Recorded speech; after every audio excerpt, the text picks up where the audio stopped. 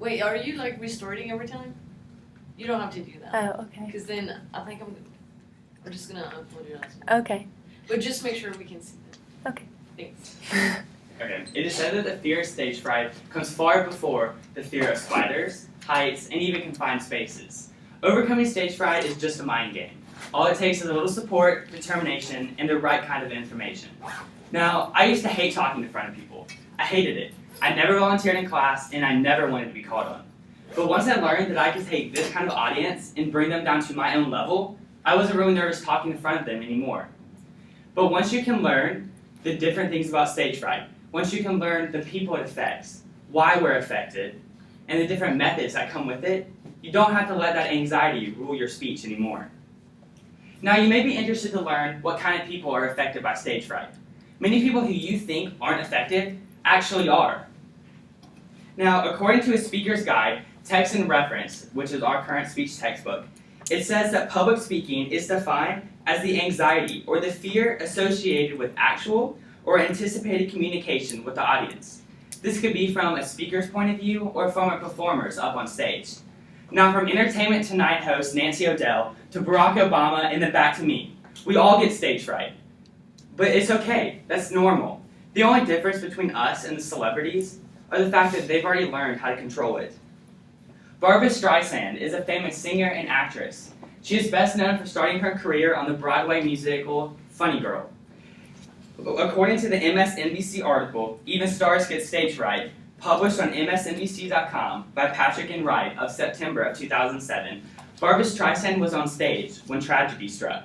She forgot the words during a live performance, and because of this, she did not come back on stage for several years. But that didn't hold her down. She got back up on stage and she confronted her near career-ending stage fright. And because of this, she later went on to win 8 Grammys, 5 Emmys, 2 Academy Awards, and many more. Now, according to ThoughtfulMind.com, Faith Hill once said, "A little bit of stage fright, and then I'm ready." All stage fright doesn't have to be bad. In fact, you can use that fear and that nervousness to excel yourself to levels that you never thought that you could reach. Now, many people get stage fright. I get it right now. My legs are shaking, and my mouth is starting to become dry. But once we can understand why we get it and the symptoms that come with it, you can help push past it. According to a speaker's guidebook, there are many different reasons why we get stage fright. The first is because we feel different from our audience. We feel as if we're being judged, or that they're better than us. The second is because we don't like to be the center of attention. Some of us can stand up here, and once we're looked at, we're fine. Others of us feel like the weight of the world is bearing down on our shoulders. And the third, and the most important, is a lack of experience. I don't think I can say this enough, but you cannot get in front of an audience to perform or give a speech without any kind of practice. You're just kind of setting yourself up to fail. Because the more you practice, the less nervous you will get, and the less likely you are to mess up. Now, according to the online article Anxiety, which was published on mayoclinic.org by the Mayo Clinic staff, there are some main symptoms that you will see while you're on stage. These can consist of your hands shaking, your legs trembling, and your mouth becoming dry. Like I said, I get them all. So right now, my legs are beginning to shake. My hands are trembling if I hold my note cards too tight, and my mouth is becoming dry, where I can almost start stuttering over my words. Now, according to the same article, there are some severe symptoms that you may get. These can include hot and cold flashes, nausea and dizziness, possibly feel like you're about to pass out, maybe even be sick to your stomach. But once you can understand these symptoms and you understand why, it's not going to affect you anymore. All you have to do next is pick the right technique and method that is right for you. Before you go on stage, there are 2 main techniques that you can pick. According to our speaker's guide, it is meditation and stress-controlled breathing. Meditation is just breathing in and out slowly. This can be done by saying a word or a chant over and over again. The second is stress-controlled breathing. This can be done the exact same way, breathing in and out slowly, except you want your abdomen to extend more and you want your shoulders to stay level. Now, once you're on stage, you can't exactly start meditating on stage or sitting down chanting. Some people might think you're a little weird. So, according to an article called Speak for Success, published by Gary Gennard in May of 2013 on publicspeakinginternational.com, and also backed up by our textbook, A Speaker's Guidebook, There are two main natural gestures that you can use while you're on stage. They are obviously natural gestures, which is just talking with your hands back and forth. This is done to ease yourself and also so you can help get your point across. The second is natural movement. This is just taking some steps here and there so you can also ease yourself and also help it look more natural. When my legs start shaking, I walk around a little bit. Because if I stand off-centered, one leg will begin to shake worse than the other. And that can become distracting to me and sometimes to the audience. When my hands start shaking, I start talking with them. I can't stand here in front of you and hold my note cards like this, because you can see them shaking. But that's just me, but everybody is different when it comes to public speaking. But once you can find the right method that's right for you, it'll help. Now, when you're standing up here in front of this audience today, I want you to enjoy yourself. Obviously, it's going to be nerve-wracking. But if you look like you're enjoying yourself talking, people out there might actually enjoy listening to you. And if they're enjoying listening to you, they might not notice the fact that your hands are shaking or that your legs are trembling. Today, we started by talking about the people stage fright effect. From there, we learned why and the kind of symptoms that are associated with it. And then we took it all the way back home and we learned the different techniques and methods that could be right for you. Today, I challenge you, before you get up here on stage, use one of the techniques or pick one of the methods and try it. Even if you don't think you need it, just give it a shot. You might not know what could happen.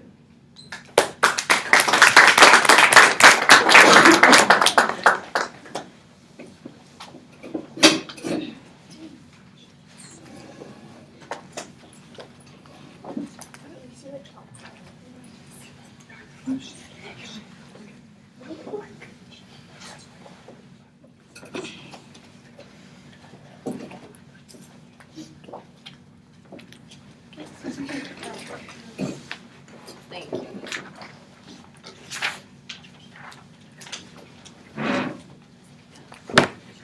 Any specific section?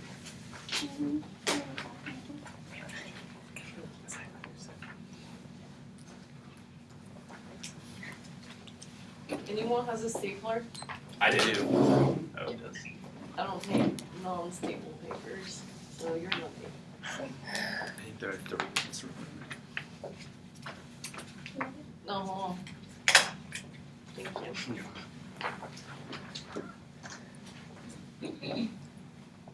Alright, I'm ready. Okay, so this morning I want to talk to you about something that's very near and dear to my heart. You know, I've struggled with it since I was 14 years old, so I do know a little bit about it. I have been diagnosed with this. It's clinical depression. We may think, yeah, I get down in the dump about something sometimes, so that must mean that I'm depressed. Not necessarily. There's more associated with it than just being sad or angry or something. More people deal with it than we realize. Maybe the person sitting next to you every day in class has it. We just don't know it. I know for myself, for instance, I sit there, I try to smile, but on the inside I'm hurting. I'm just falling apart. So this morning I challenge you all to think of a time in your life when you could have been depressed and just kind of let those thoughts go and just listen to things I'm about to tell you this morning. Your emotions that take place, you know, you could have had something happen in the past month, week, day, or even seconds, like a breakup.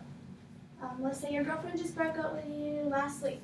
So that's going to make you sad, may make some people angry, will make you feel like you want to punch a wall or something. But that doesn't last for more than a week at a time. Clinical depression lasts usually for about 2 weeks or more. So this morning I just want to go over 3 main points with you this morning. The causes, the diagnosis, and the treatments for this. I want to start with the causes. Every case is different. There's a variety of reasons that people are clinically depressed.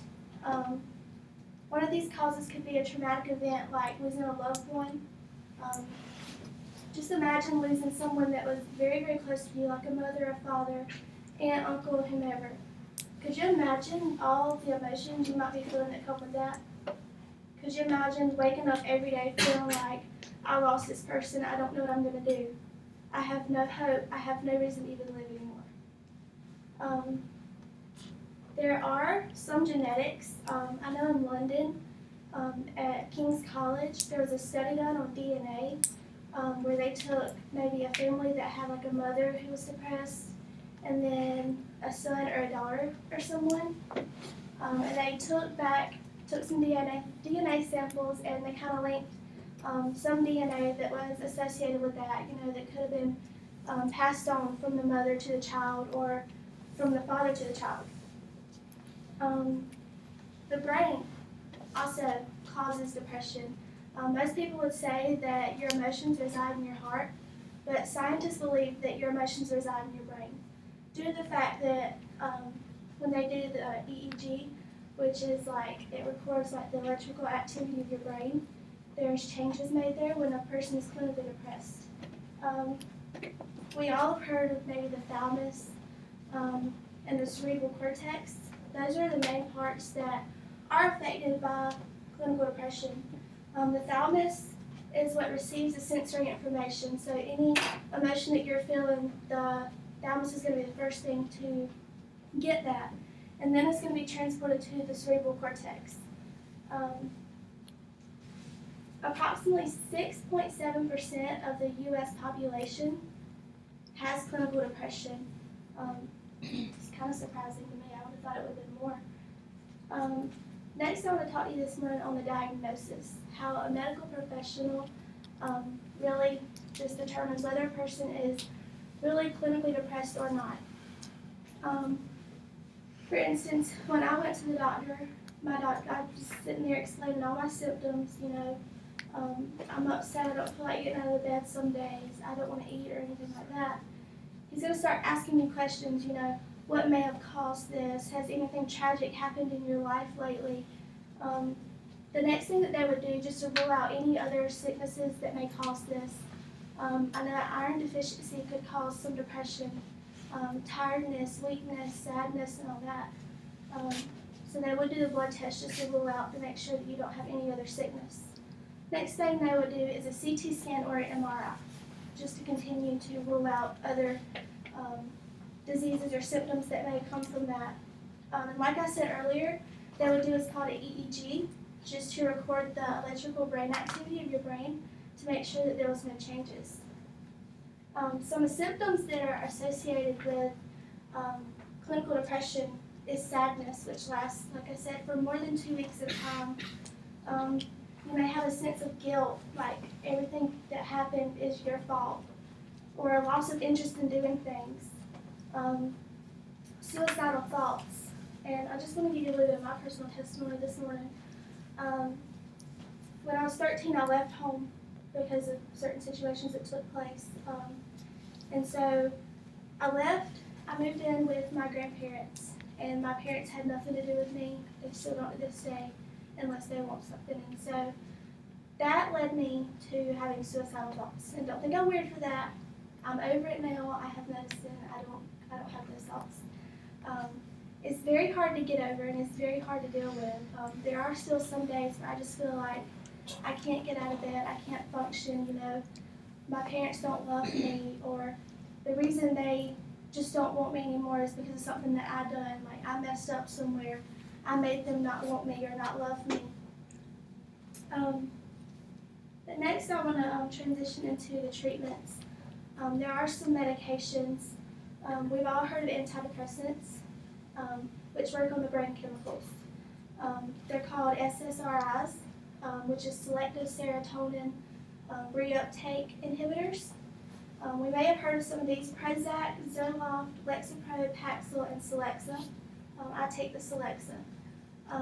The SSRIs, they have fewer side effects than the older antidepressants do, and so they are better. Doctors feel that psychotherapy and medication combined are the perfect remedy for that. Psychotherapy is just the talk therapy. There are 2 types of CBT and IPT, just there to help you get over whatever situation you've dealt with. So this morning, I challenge you, if you feel like you're going through a tough time, I challenge you just to sit there and think, am I really depressed? Or is this something that's going to pass tomorrow or within a couple of hours? Thank you.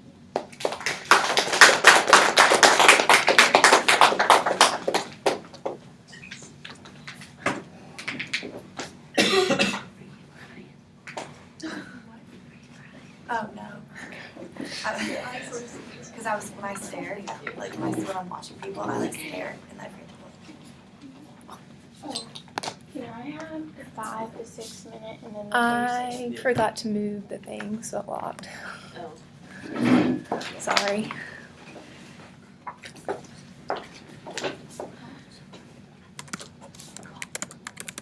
Oh wait, that's the wrong password.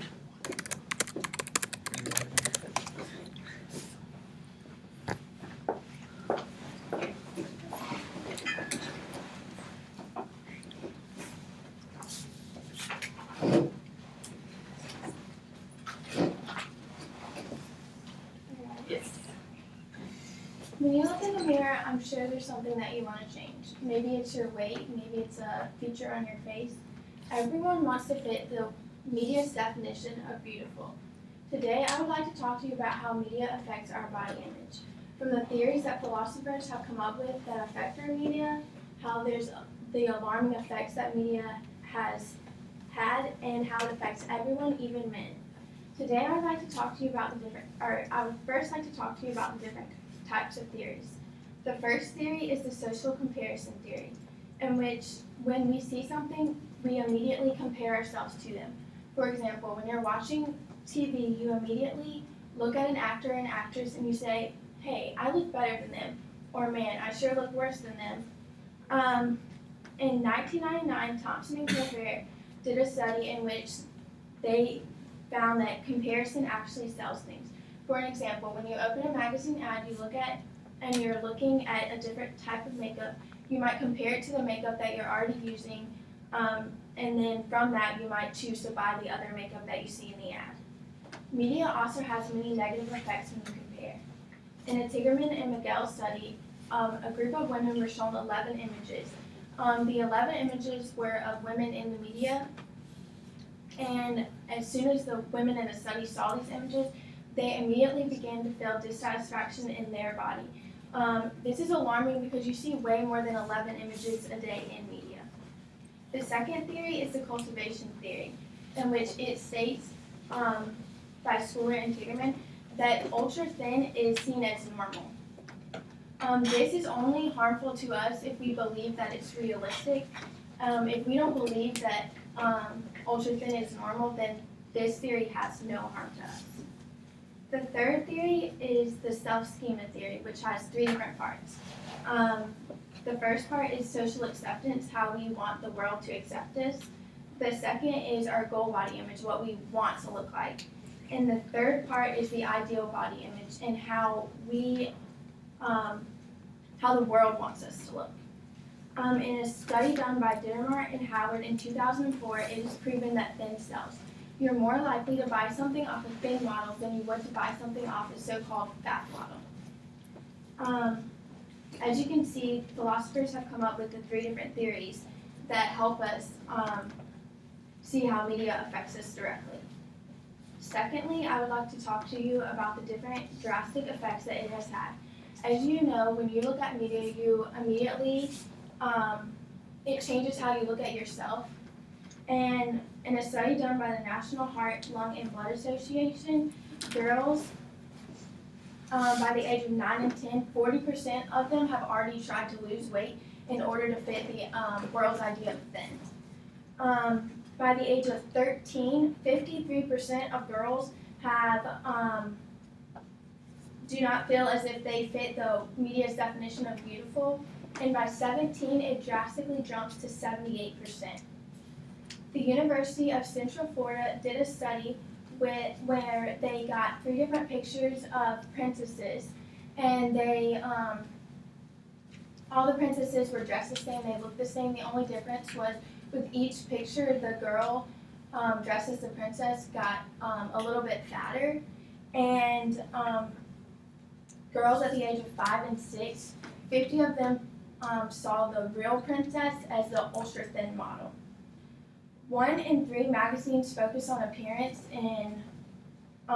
as their main topic of the magazine, and 56 of commercials go under the tactic that beauty sells. With the idea of everyone wanting to be the super duper thin person, it has led to many eating disorders, and 800,000 people have an eating disorder, and 1,000 women in America die each year from anorexia. 90% of those are from the ages of 12 and 25, and that's the target audience for media. So as you can see, media has had many drastic effects on us. Now, men, you're probably thinking, well, how does this apply to me?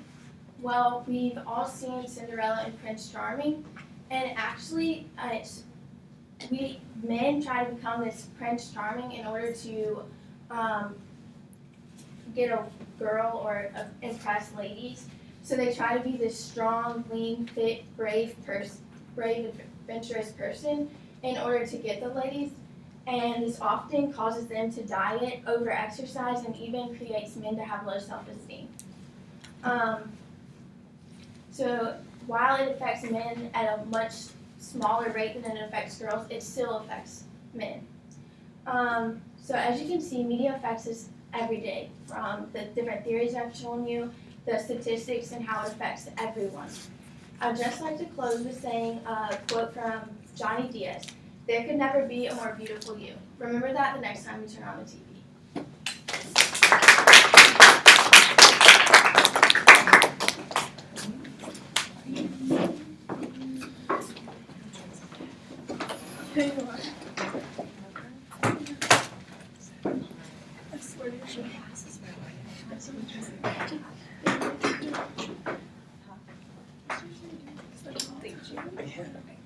Can I have like the 2-minute mark and then the rest of them? Yeah. So 2, 3, 4, 5, 6. Yeah. Thank you.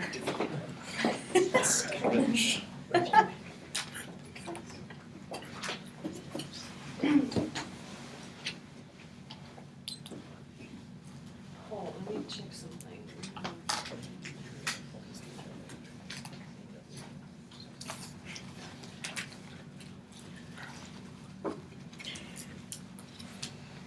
Do you want the 30 between 6 and 7?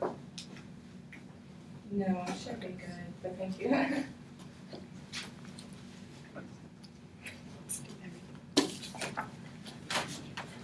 Alright, I'm ready. Alright, so I want to start off by asking you a simple question. Don't freak out, you don't have to give me an answer, raise your hand. But what does the FFA stand for? If you were thinking that it stood for Future Farmers of America, sorry to tell you, but that's incorrect. In fact, since 1988, according to the National FFA webpage that's updated every year, it has not stood for Future Farmers of America. In fact, it's just FFA. So with this speech, I want to tell you about how the FFA is more than a club for teenage farmers. And I feel that I am comfortable and should be held accountable for speaking for this topic, since I was a member of the Pendleton FFA chapter for 4 years and was active all 4 years.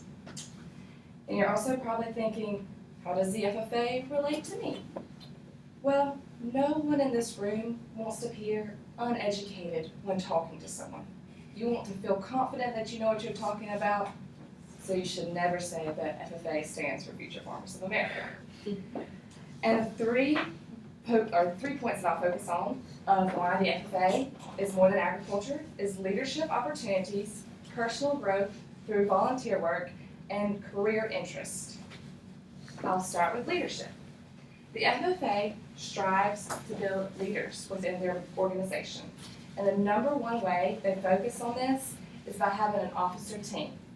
Each chapter has an officer team of 6 members. And while there is a president, the president holds no more power than the rest of the officers. And when making a decision or hosting an event, they must all reach a unanimous decision on what to do and how to put on the event and the steps that we're going to take to get there. They all have to come with one event or one final conclusion.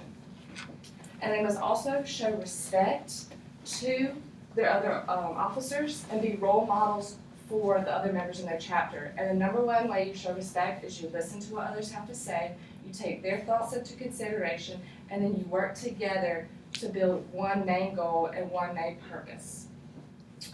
And according to Connor in 2008 of the Ag Journal, he wrote that the FFA encourages leadership even outside of the FFA. And when you are building strong leaders, you are also wanting to build leaders that are willing to give back to their community. So the number one way to give back is through volunteer work. And volunteer work can range from the local scale to the national scale. And they can also be agricultural events and non-agricultural events. A few non-agricultural ways that the FFA gives back is through canned food drives, blanket donations, and school supplies. The National FFA organization actually hosted a school supply drive that raised school supplies for needy children across the United States and even sent some to foreign countries. And in the Pendleton FFA chapter, we actually host a Farm City Day, so this is an agricultural volunteer work that we do.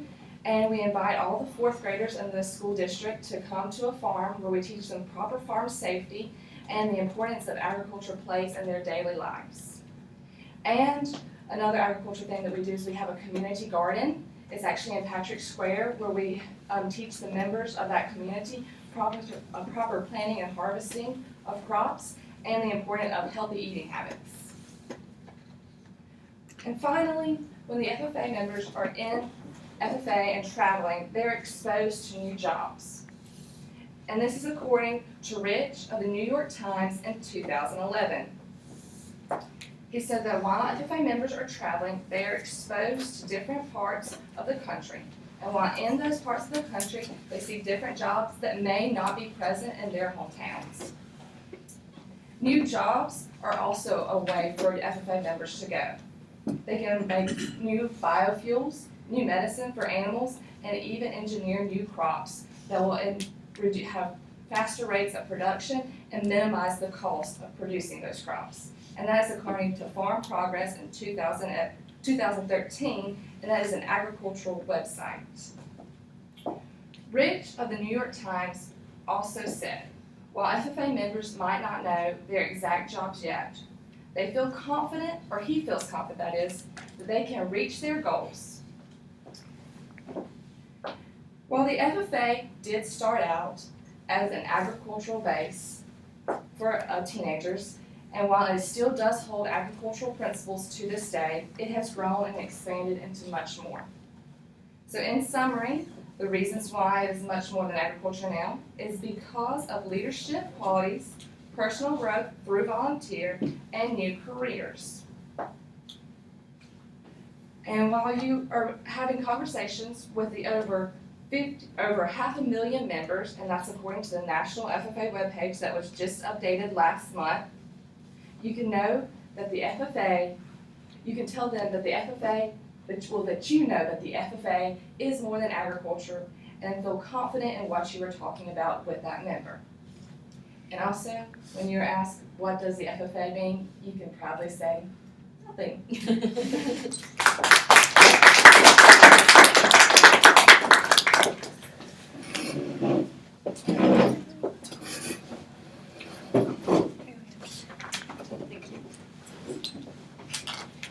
Just gonna be 5 and 6. Just make sure I see this stuff.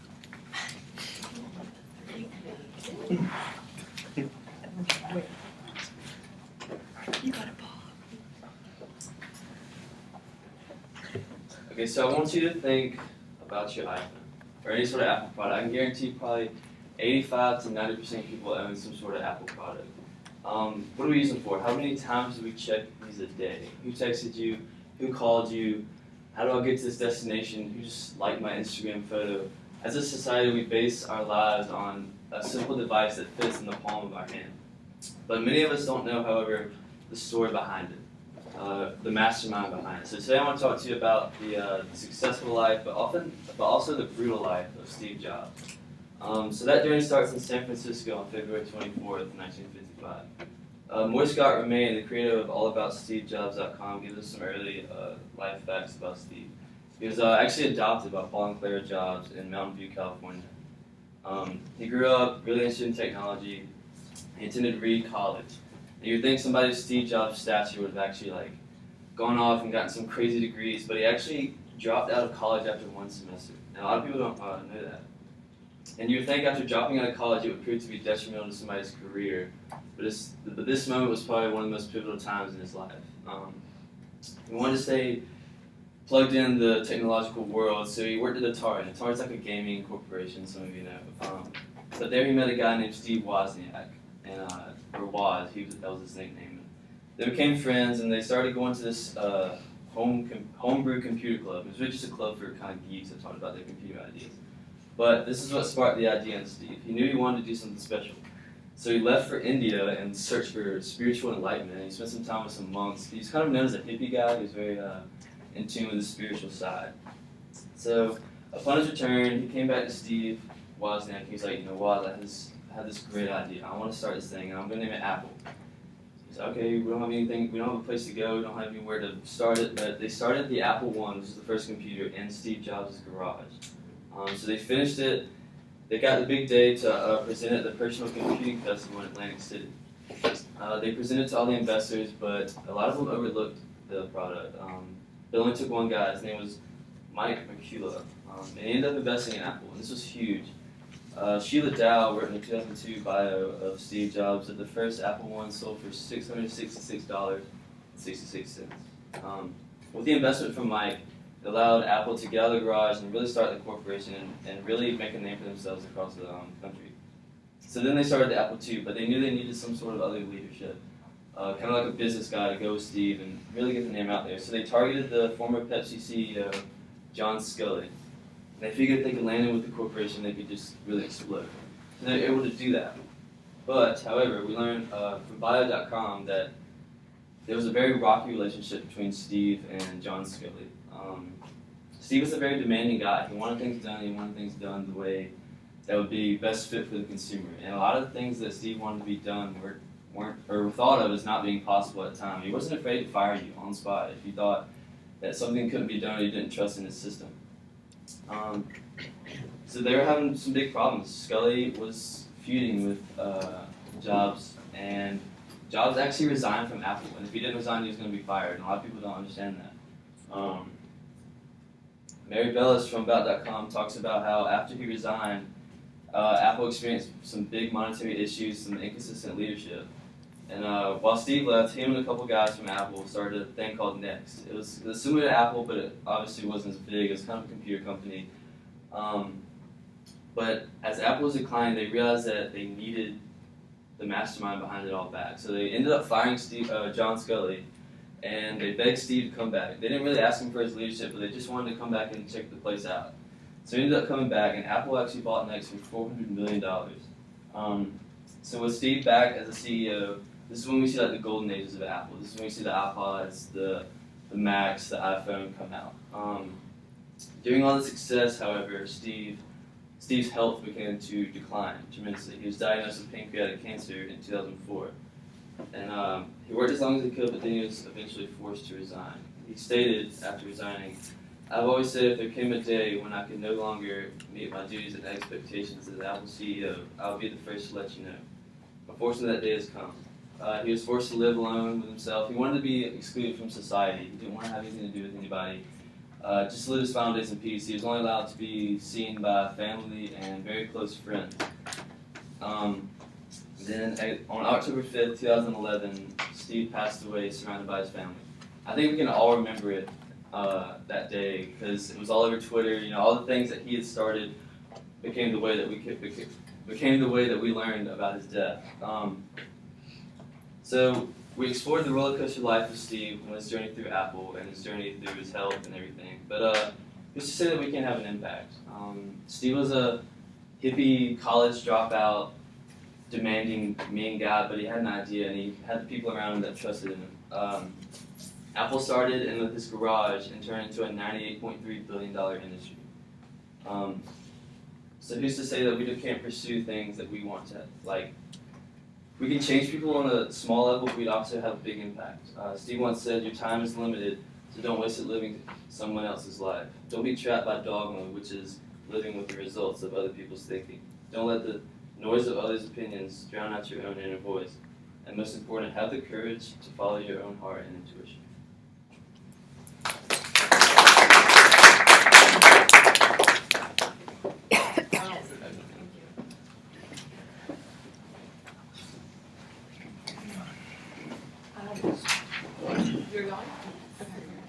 We don't say. Yeah, no, wait, too much. No, you're good. Silicon. Yeah, do you not have this? It's insane. I want ticket 3, 4, 5, and 6. Sounds good. Thank you.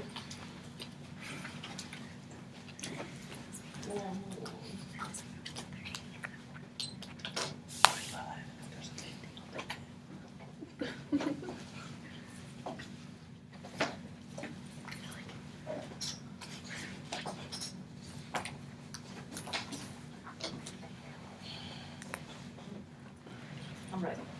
Okay. I want you all to think about a vampire and not the Cullens, please, because I don't need you to think about how sexy they are. I just need you to think about the characteristics and what makes somebody a vampire. Today I'm going to talk to you about a disease called porphyria, and it actually provides a scientific explanation for many of the things we think of when we think about a vampire, such as drinking blood, turning others into vampires, the inability to go out into the sun, and the ghoulish teeth. And I think this is a relevant topic because vampires are everywhere these days on TV and magazines and books. And I actually started learning about this disease about 2 months ago in my chemistry class. I'm an MLT major here, and part of what we do is understanding diseases and how they would show up in the testing that we do. And porphyria is not a new thing. It first gained recognition in 1969 when it was associated with King George III, the Mad King. In an article by Malkapine and Hunter in the Scientific American magazine, it was noted that one of the things he liked to do that was considered so weird was to drink blood. So we'll start with drinking blood.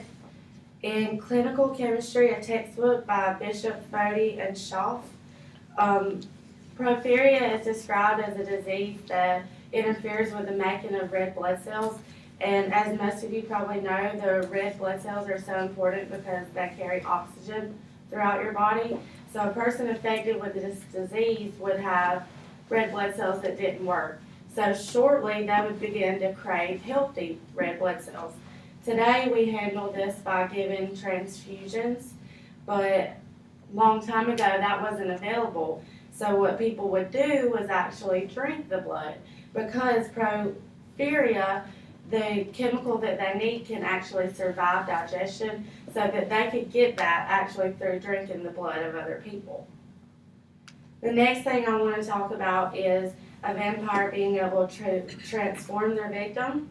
And although porphyria is mainly a genetic disease, it can also be triggered by things such as viruses or heavy metal poisoning. And one of the viruses that can trigger it is hepatitis C. So since hepatitis C is a transmittable virus through blood and saliva, if the person that was doing the biting had it, they bit the other person, and the hepatitis C could actually trigger them to have symptoms of this disease, making it seem like they had actually been turned into a vampire. And it kind of makes you wonder what Edward really gave Bella, and if somebody should ask them to come in for a screening. The next thing that we think of with vampires is the fact that they cannot go out in the sun. Not because they sparkle, but usually because it will kill them. People with porphyria actually can't go into the sun either, at least without a lot of protection. According to Dr. David Dorfin in 1985, and he's actually the first person, well, he credits himself as being the first person to come up with this theory. He says that the sun damage can be so severe for people with porphyria that it can actually appear to make their facial features begin to melt off. And this is not just limited to the face. It can be any area of the body that is exposed to the sun. And according to the Mayo Clinic online in 2011, this damage can oftentimes be permanent and cause severe scarring of the skin. Which brings us into the physical appearance of the teeth of a vampire. That's one of their most noticeable physical characteristics is the fangs. And in people with porphyria, it can actually appear that they have fangs or ghoulish teeth. As written for the New York Times by a Dr. Boffey, he stated that the skin on the face, when it becomes damaged, actually becomes tight and withered, giving the appearance that the person is baring their teeth or that they have abnormally large teeth, when actually it's just because the skin is actually shrunken around the mouth. In summary, I think it's easy to see why this disease is called the vampire disease. It can account for and explain the need to drink blood, turning other people into vampires, the inability to go into the sun, and also the ghoulish teeth. In early days, when people didn't have the science to explain this, it seems to fit the myth of vampirism very well. As according to Joseph Campbell, as written in his 1973 book, Myth is the Science of Its Time, an attempt to explain a complex and constantly changing world. So I challenge you all, next time you hear a myth or something that seems really far-fetched, maybe look into it a bit, and what you find could be really interesting.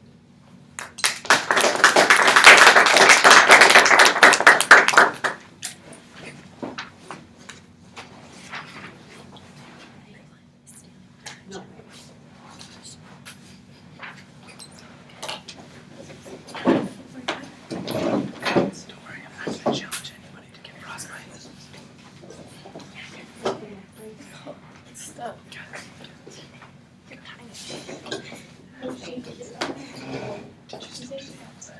Oh, wait. Can you give me 5 and then 6 and then 6:30? Yeah. If I need it, I would just know that, guys.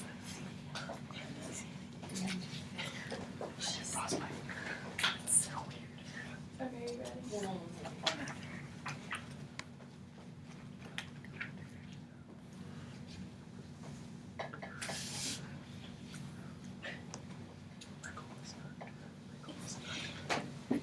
Okay, I'm ready. Think of someone who has had plastic surgery that looks better before than they did after. I think we can all think of a few. Michael Jackson, Dolly Parton, Heidi Montag are just a few that come to my mind. I think we would all like to change our appearance in some way, but will we go through the pain of plastic surgery to achieve this? We all know the positive effects of plastic surgery, the enhancement of a body part, or the improvement of a function or appearance of a disfigured body part. But are we all aware of the negative effects that plastic surgery has on our body and on a person's mental state? Today I would like to talk to you about the negative short-term effects and the negative long-term effects of plastic surgery, and how this can lead to someone to regret having plastic surgery. I've seen this in many different people, and 14.4 million people in 2012 had cosmetic plastic surgery. This is a very alarming number. Someone in this room could want to have plastic surgery, or might have had plastic surgery, or know someone that has had plastic surgery. I think that we need to be aware of the negative side effects of plastic surgery along with the positive side effects. Today I would like to talk to you about the short-term side effects. Some people are more likely to get these than others. Genetic factors influence if someone will experience short-term effects. An example of this is the negative reaction to the immune system. Another way that someone is more likely to experience short-term effects is their lifestyle.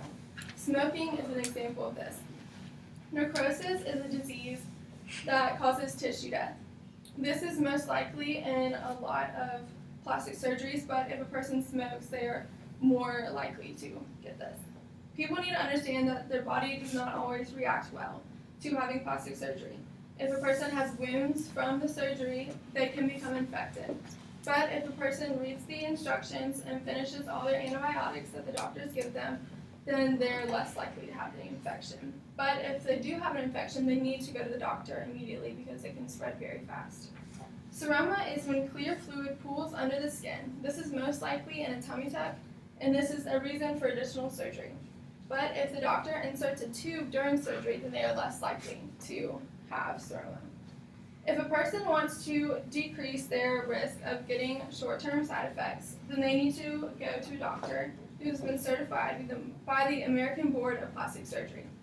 This is just a list of doctors that have been certified and are trustworthy for surgery. Someone can get this list by just going to their website and registering for free. Along with short-term side effects, there are also long-term side effects. If a person uses anesthetics during surgery, this can cause airway blockage, and this can lead to brain damage or death. If the doctor notices airway blockage, they need to fix it immediately. Also, a change in skin can occur. This is texture, tightness, and smoothness. This can last for a short period of time or a long period of time. Also, a change in sensation can occur, and this is numbness and tingling. This can happen at the place where you had surgery. Along with the physical long-term effects, there are also psychological long-term effects. If someone has an unrealistic expectation of what their surgery will turn out, and they have a poor outcome, then this can lead to a bad mental state.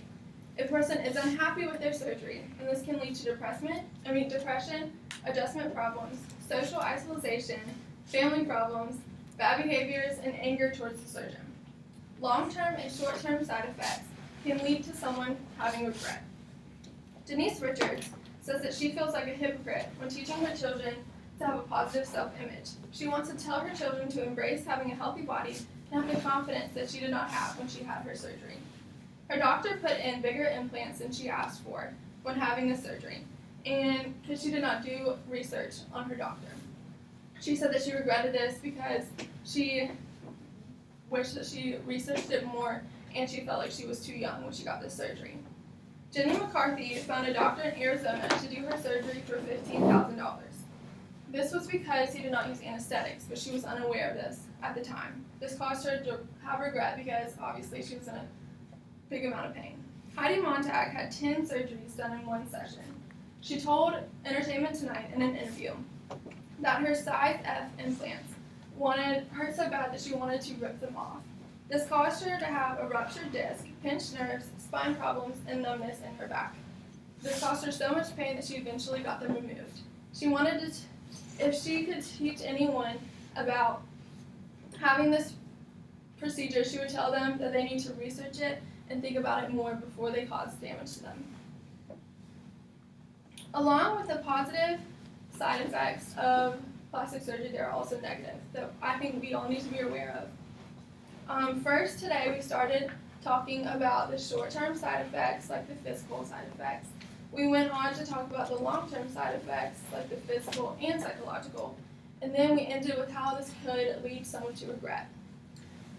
I hope that through all this, we all have a better understanding of the negative side effects of plastic surgery. And if you're ever thinking about having plastic surgery or someone else that you know is having plastic surgery, then you will let them know.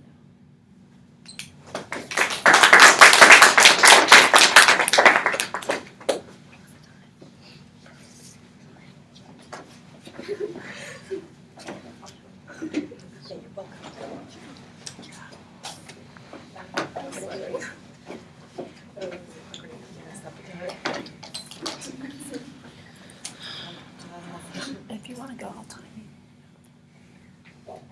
Yeah, go if you want to go. I'll time you. Do it.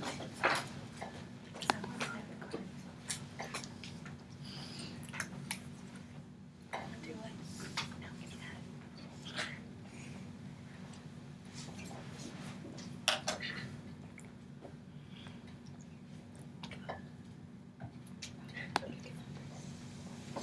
Bless you.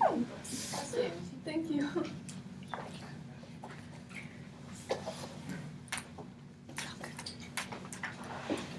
Do you want me to sample all of them or just the outline? No, just the outline.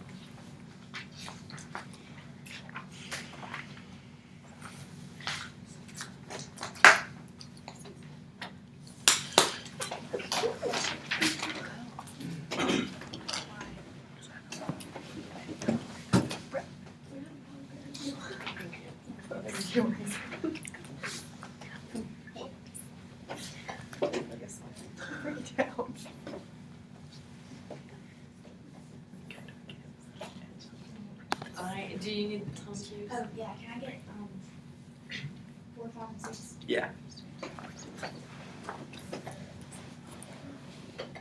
I'm ready. Indoor tanning is much safer than laying out in the sun. I can lay in the tanning bed and get a base tan, and then I won't get sunburned. I could even get vitamin D from indoor tanning, which is much safer than outside. If this is what any of you think, I'm here to tell you that you're completely wrong. Today I would like to talk to you about the dangers associated with indoor tanning, such as eye damage, premature aging, and even skin cancer. Tanning is a very popular and relaxing hobby, but many people don't understand the dangers that are associated with it. Like many of you, women mostly I'm sure, I like to lay in the tanning bed and I like to have that dark glowing skin, like many of you I'm sure.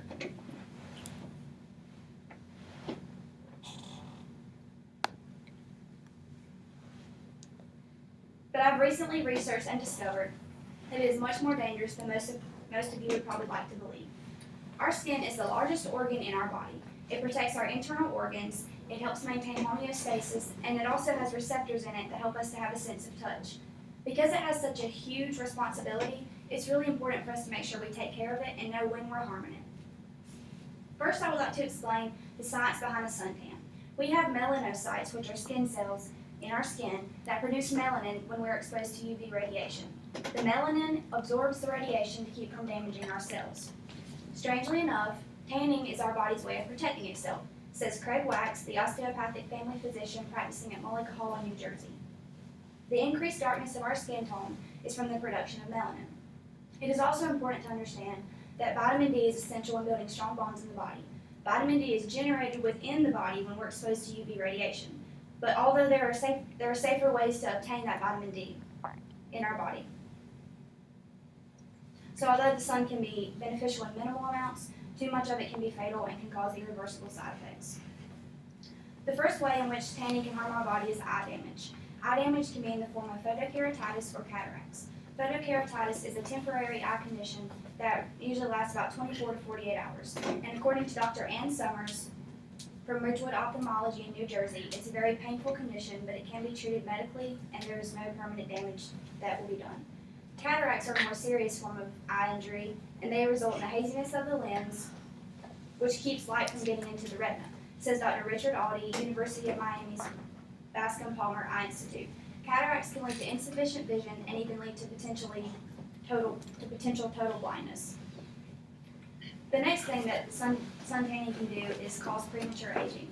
Premature aging occurs when the UV rays from the sun or from the tanning bed break down our collagen and elastic fibers in our skin, which cause them to fold and wrinkle. Leathery skin and dark spots and wrinkles are all associated with premature aging. The Mayo Clinic Health Letter says that one single session in a UVA tanning bed can cause your skin to become dry, red, and itchy. Premature aging is also associated with thin skin that has no elasticity. I'm sure you've all noticed that older people tend to bruise a lot easier than we do, and that's simply because their skin is thinner and it's more susceptible to outside intrusion. I don't think any of us want to bruise like an 80-year-old woman at the age of 40. The most fatal way that tanning can affect our bodies is skin cancer. Skin cancer occurs when UV rays break down our DNA and our cells and can cause them to grow abnormally or weaken our immune system. There are two types of skin cancer, melanoma and non-melanoma. Melanoma skin cancer is more fatal, but is less common. Tanning is especially hazardous to young people, and those who tan below the age of 30 increase their risk of melanoma by 75%, according to the Skin Cancer Foundation. And the Skin Cancer Foundation also predicts that melanoma will kill an estimated 8,650 people in the U.S. this year alone. In a study of 1,167 cases conducted by Deanne Losevich of the University of Minnesota, 63% of those cases had admitted to indoor tanning. It has also been said that solar radiation has been added to the list of the most cancer-causing substances, according to the International Agency of Research on Cancer. Non-melanoma skin cancer is less fatal, but more common, and it occurs in areas of the skin like the backs of the hands, the ears, and the lips that are most exposed to the sun. Non-melanoma skin cancer occurs at the top layer of our skin, called the epidermis, and it can be treated medically if it's detected early enough. Today I discussed with you the dangers associated with indoor tanning, such as eye damage, premature aging, and skin cancer. And I would hope that you take this into consideration next time you decide to have that glowing skin It is very popular, but it is important to understand the dangers that can come along with it. Our skin is very important, and it's our job to keep it healthy.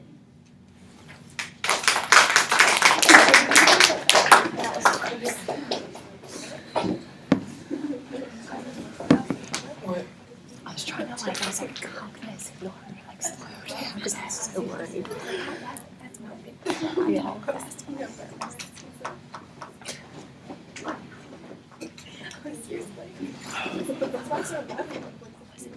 If I would.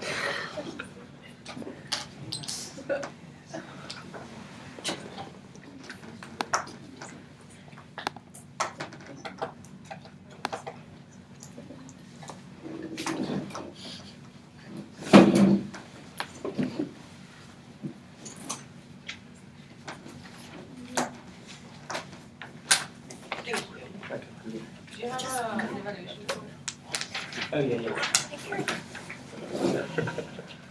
Thank you.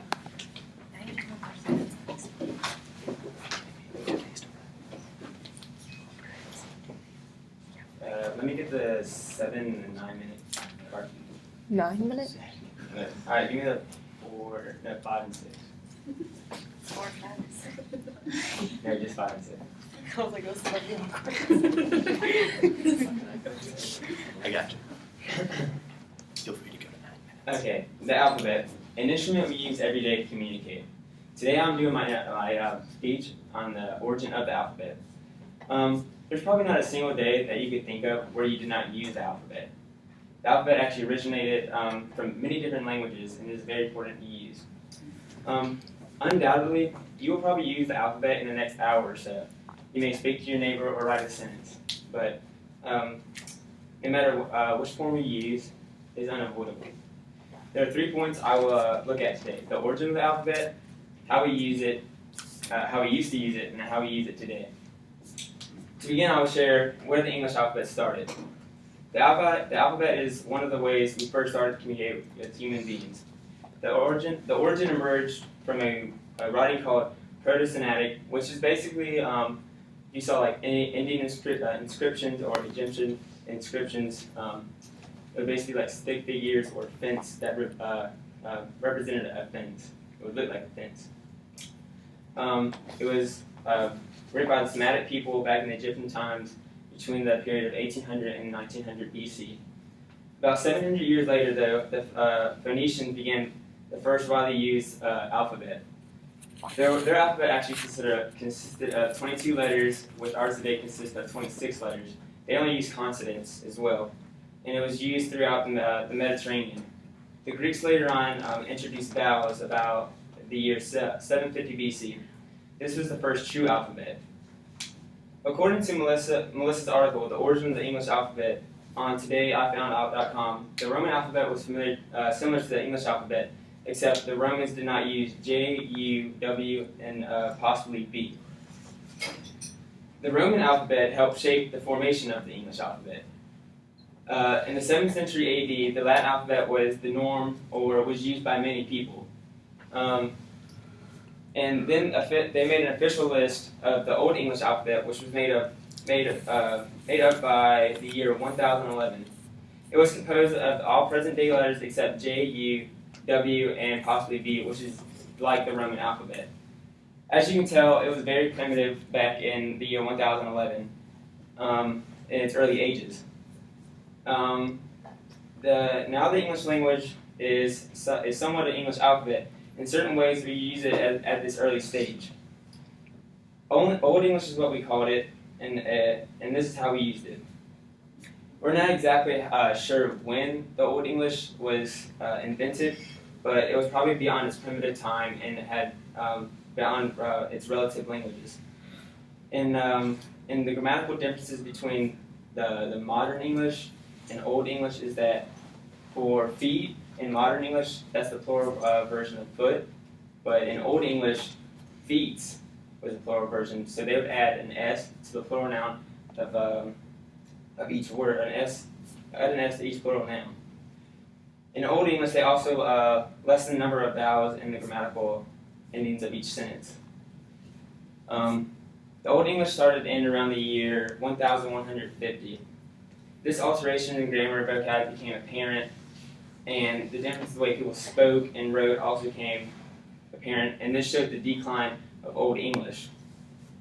According to Philip Durkin of the Oxford English Dictionary, this was called a transitional English. This was the number of recognizable inflections started to become less. Okay, as we move on to Old English, we move from Old English to Modern English and how it was used. Today's language has many different implications on it. Modern English began towards the finish of the 15th century. The traditional language did not alter, but can be outlined by a set of secure grammatical rules, and this was known as the ideal state of language in the grammar that we use today.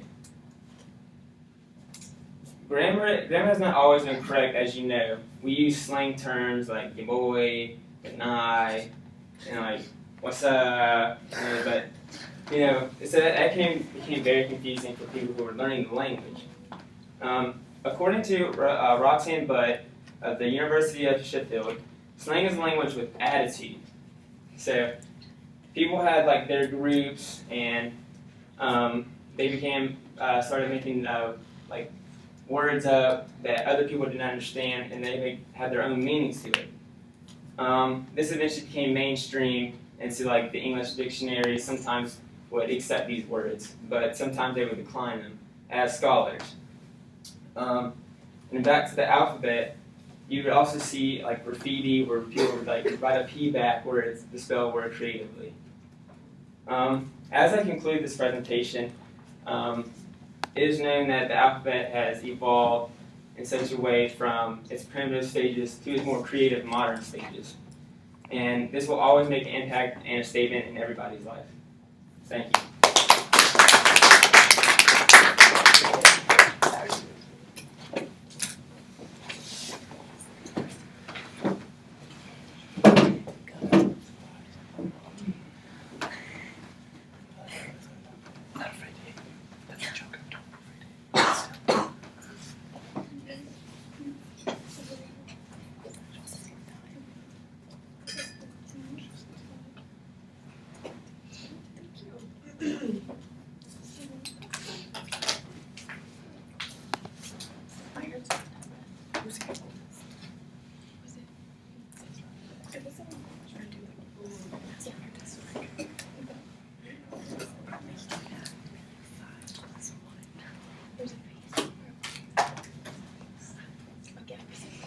Is 10 of you going tonight, is that right? I think so. Which means we have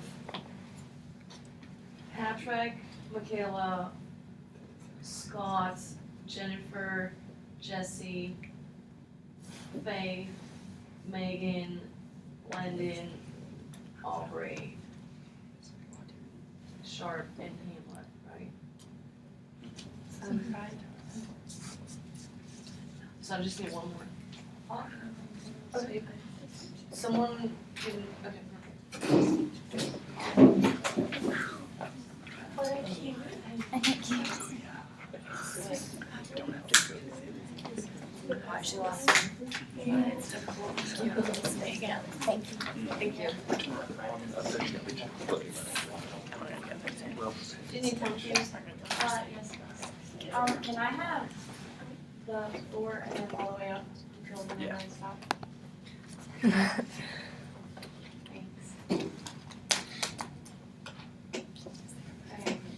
Okay, so imagine when you're little and you wake up, you walk into your living room, and your light's spewing in. First thing you see is a giant stuffed bunny. Easter baskets, candy spewing. First thought is obviously Easter. So my topic is Easter. I chose Easter because being out of school, you might as well know why it's important. My credibility is I've researched it. The relevance is we all live in the Bible Belt now, even if you're not originally from here. So you might as well learn about it because everyone's Christian around here. Even if you're not Christian, I found out there's a lot of beliefs in Easter. So I'm here to inform you about Easter, its historical icons, symbols, and traditions. So we'll begin where Easter began, with its history. There's 3 histories that everyone agrees on for Easter, which is kind of weird. And Jezek, which is a weird name, wrote an article, The History of Easter, and it was about Christians, Christian Easter. And they believe that God sent his one and only son down to earth to die on a cross for your sin.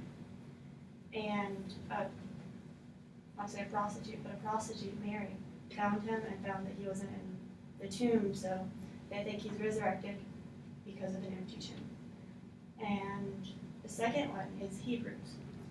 Hebrew Passover, or Easter goes with the Hebrew Passover. The Passover is on a Friday, and then it's Easter Sunday afterwards. And they think Jesus died because he was blasphemous and he was teaching things that the Pharisees didn't want common people to know. And then the third is pagans. And that's mythology, and it derives from mythology. And Easter actually derives from the goddess Esther. And she's the goddess of spring and fertility and light and warmth. And then it always happens, their celebration always happens on the spring equinox, which is March 21st. And so there's so many different stories, and there's different icons as well to go along with the different religious backgrounds for Easter. Johnson and Ross wrote an article called Easter Symbols and Traditions, and they wrote it about pagan icons, which is the Easter bunny, Easter eggs, and baby chickens, which they're all adorable and they're all stand for fertility, spring, life. And then we have Christian icons as well. And the Christian's icon is Jesus because he died for your sin or whatever, and that's what the Christians believe. And then he also stands for hope and purity. The next is the cross because Jesus had to build his own cross to be hung on. And then from there, he built the cross on dogwood trees. So a dogwood tree is also symbolic, and in the Bible it records that it grew like as tall as oaks, and now it's barely taller than a bush. So God made it not grow tall anymore. And also the flowers on the dogwood trees. Because the dogwood flowers are white, and at the very end of the petal, there are 4 petals, which is where he got nailed on his hands and his feet to the cross. There are 4 petals, and there's 4 small red dots that represent, or supposed to symbolize, where he got nailed down to the cross. And also there's the crown of thorns that the Jews put on him when they killed him and flogged him, and for being the king of the Jews and just to mock him. So there's a lot of pagan and Christian beliefs, but it's like super religious holiday. And then my third body paragraph is traditions. So the first tradition is church services. So either you're Christian, you're Catholic, whatever you are, everyone goes to church. And you have those Easter and Christmas Christians that only come on Easter and Christians, which I think is fun. And there's an article about it called Easter. There was no author to that one, they wanted to stay anonymous. But they talked about Mass and Communion. Mass is for Catholics where you go, and it's like a normal church service, which I'm sure everyone attended. And they talk about Easter, they talk about Jesus and his life and his ministry while he was here on earth. And then communion is where at the Last Supper you take bread and you drink the wine and grape juice if you're Baptist, and you share with the body of Christ. Leanne Elliott wrote a book called Holidays, and she talked about Easter eggs and how Easter eggs, you would dye Easter eggs for children's enjoyment, and it's another pagan belief actually. And then Easter candy, companies come out like Cadbury, the Cadbury bunny, everyone knows, Peeps, they're super gross marshmallow things that everyone loves, come out just for this holiday. Greg Nichols talked about how it's so commercialized, it's not about religion anymore, it's all about the candy and the basket and the bunny. So there's different traditions for different people, and some people actually don't want anything to do with the commercialized stuff, so they just don't celebrate Easter at all anymore. but it's still important to know why and how these things derived from. Easter is an important holiday all over the world. It has history, icons, and symbols, and traditions. I hope I informed you enough about Easter, shed some light on some upcoming holiday, and gave you something to think about.